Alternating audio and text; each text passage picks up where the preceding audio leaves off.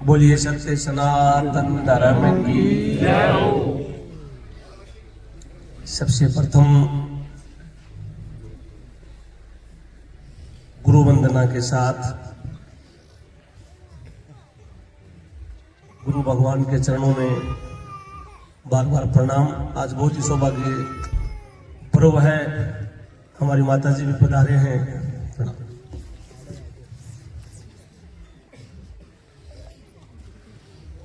मकर संक्रांति हर वर्ष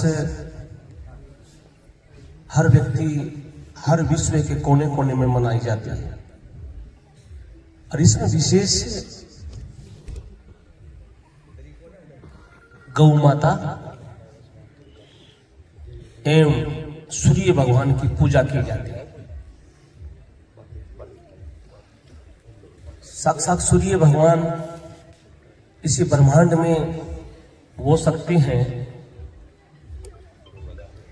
इसका तेज और तप जब पृथ्वी माता पर आता है तो पृथ्वी में चारों तरफ खुशहाली छा जाती है और मीन से मकर की तरफ जब बढ़ता है तब मकर संक्रांति मनाई जाती है। भक्तों, शास्त्रों में कई प्रश्न आते हैं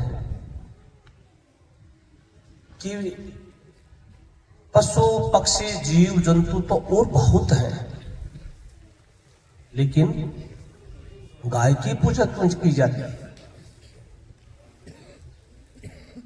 दूध तो भैंस भी देती है,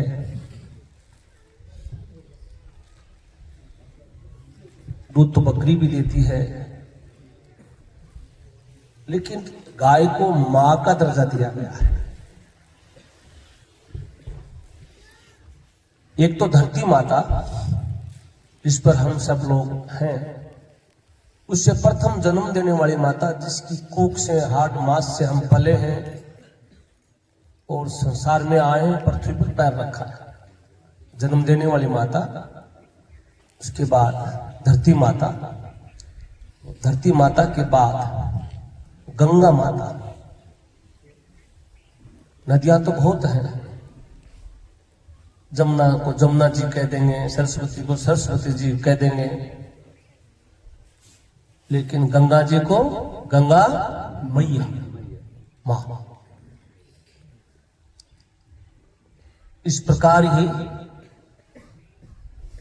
गौ माता, चारों की बराबर तुलना है संसार। जन्म होता है माता के गर्भ से, माता दूध पिलाती है, लेकिन दूध का एक विशेष दिन होता है। दूध तो जन्म होते ही पिलाना शुरू कर देती है, लेकिन जब जन्म के बाद में छठी होती है तो छठी का दूध पीता है। उसी दिन उसी दूध में थोड़ा गाय का दूध मिलाया जाता है, तब कहते हैं कि छठी का दूध याद आ जाएगा। मतलब उस दिन ज्ञान उपज जाता है कि छठी मनाई जाती है, माय का गाय का दूध उसको दिया जाता है। तो मां को गाय को साथ जोड़ दिया गया। अब व्यक्ति गंगा मैया में प्रवेश होता है और स्नान करता है। स्नान करके सूर्य भगवान को जल देता है। चंद्रमा को रात को स्नान नहीं करता, व्यक्ति गंगा में स्नान करके किसको जल देते हैं? सूर्य।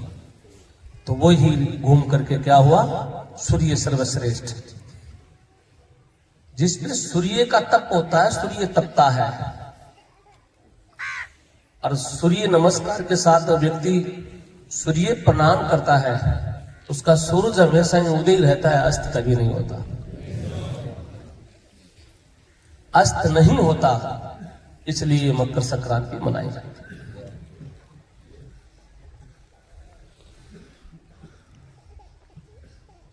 हम सब एक साथ गो दर्शन करते हैं, इसका और बड़ा महत्व है कि इतने साथ भक्तों के दर्शन होने और सब भक्तों के साथ में गौ माता के दर्शन होने। ये दोनों ही अपने आप में शुभ फल प्राप्ति का संकेत करता है।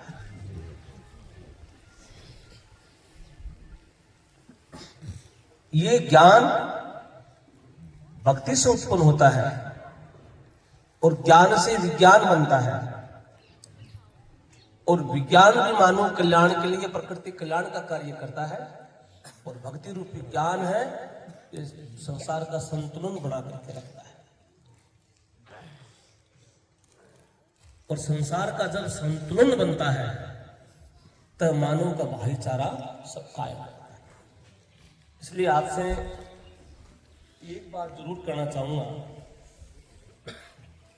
कि मकर संक्रांति का त्योहार है, इसमें आप सबको विशेष मनाना चाहिए। धीरे धीरे हमारी संस्कृति से हम अगर लुप्त हो जाएंगे, दूर हो जाएंगे, और हम बार और त्योहार मानना बंद कर देंगे तो हमारी संतान है ये क्रूर बन जाएंगे। ये एक प्रकार की माड़ा है धर्मशास्त्र, इस पर खुशी होनी चाहिए। व्यक्ति त्योहारों में खुशी होनी चाहिए।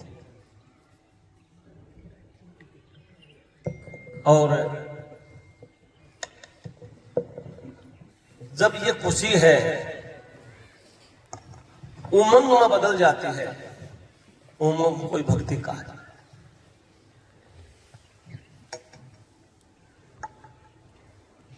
जितने संसार में राक्षस हुए उन्होंने धर्म का ही विरोध किया।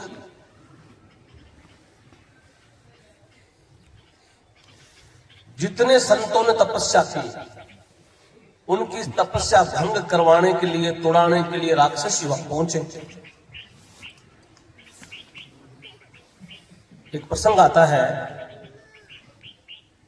राजा दलीप का। राजा दलीप